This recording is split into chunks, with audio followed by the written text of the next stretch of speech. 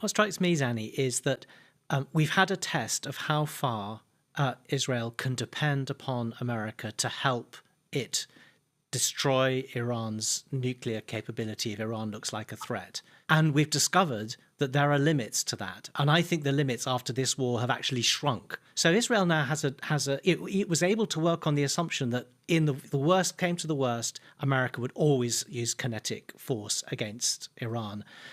I think there's more doubt about that now. And I think a strategy that's based on that certitude that America will turn up has now got some question marks against it. And to my mind, that's a pretty big change. It's a very big change. Israel. And it's a big change that goes beyond just Netanyahu, because it presumably means that Israel needs to think again about its sort of security doctrine. But just before we get to that,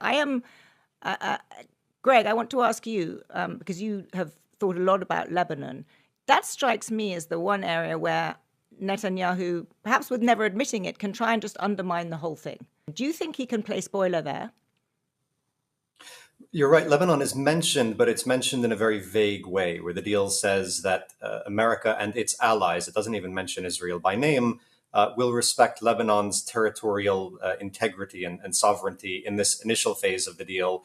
And then if they get to a final deal, that means a permanent end to the war in Lebanon. And there's enough squishiness there that the Iranians can say the MOU requires Israel to withdraw from Lebanon immediately. And the Americans can say, no, actually, they don't need to withdraw until we reach a final agreement. And you could argue that both sides are right. I think the question is going to be not so much around territorial withdrawal as will America restrain Israel from carrying out airstrikes, particularly in Beirut, which have been escalatory in recent weeks? And will Iran restrain Hezbollah from carrying out attacks on northern Israel? Can we just find out from Nick whether he thinks that Iran will actually restrain Hezbollah?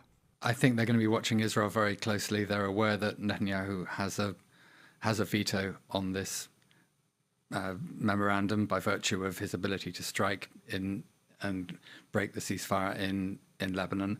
If that happens, I think they will respond, but they'll be looking to Trump primarily to rein Israel in. But for Israel itself, let's say even post-election, what is the sort of strategic approach to the region now, given that Iran has been sort of the main focus of Israel, under Netanyahu at least, Israeli foreign policy for such a long time? Ansha, what's the kind of strategic posture of the country? Can I, perennially trying to be optimistic, think that perhaps this makes a lot of things like peace with the Palestinians, a better relationship with the Gulf countries more likely, or is that just completely pie in the sky? Israel is right now in a strategic vacuum. Israel had a national security doctrine until October 7, which was based on deterrence and early warning, and that collapsed on October 7.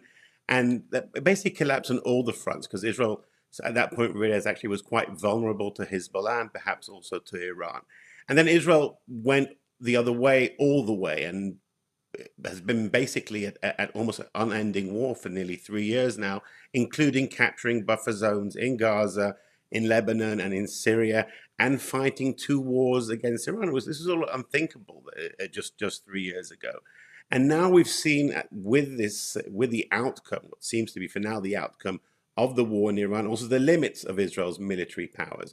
And we don't have something to replace that. Very briefly, it's not just a new security doctrine that Israel needs, it's also a new diplomatic doctrine.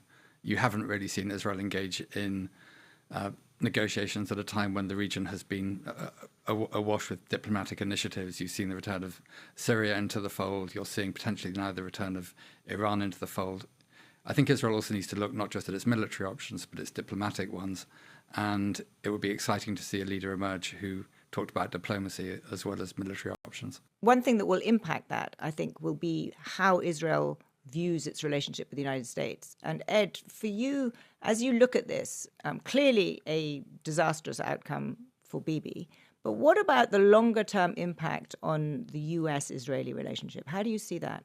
I think it's bad, I'm afraid. I mean, as this is going on, the Democratic primaries of candidates are tearing themselves apart over their allegiance to Israel. One candidate in New York, he will lose the primary simply because he's not prepared to call what happened in Gaza a genocide, and the radical who's come alongside it is. I mean, it's on the Democratic side. There's a lot of reckoning to happen, and I don't see this the end of the war in Iran really fundamentally